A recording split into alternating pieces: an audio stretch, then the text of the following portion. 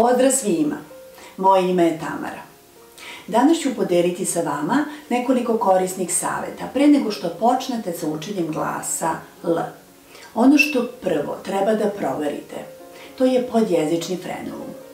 Snimila sam jedan video sa detaljnim instrukcijama kako proveriti resicu ispod jezika. Tako da možete da pogledate taj tutorial da li ja mogu da naučim glas R. Radite vežbe za jačanje oralne muskulature, koliko god vam se čini da nema trenutnog rezultata, odnosno da jezik nije dostigao određenu pokretljivost, samo nastavite sa vežbama, morate biti uporni i strpljivi, jer je potrebno vreme da mišići jezika ojačaju. I što je najvažnije, uz pomoć ovih vežbi, vi učite na koji način treba da kontrolišete vaš jezik. Znači, važna je svest o pokretima s jezikom.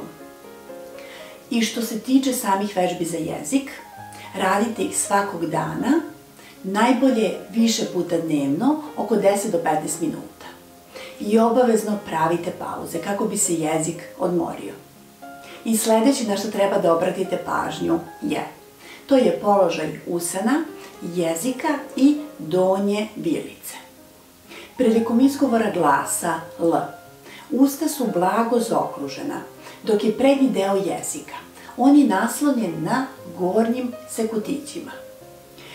Kada budete radili vežbe, posebno obratite pažnju na položaj jezika i na donju vilicu.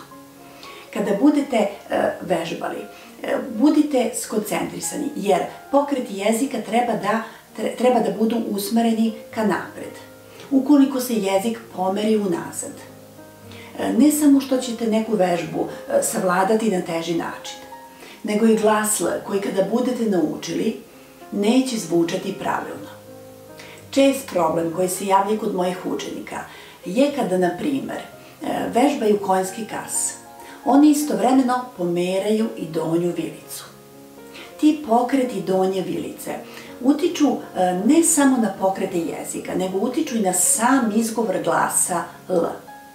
Dakle, kada budete u potpunosti savladali vežbe za jezik, vidjet ćete, mnogo će vam biti lakše da savladate i vežbe za izgovor glasa L. Isto tako može da se desi, ukoliko ste, na primer, naučili glas L. U spontanom govoru, naučen glas L se nastavlja na nepravilno L.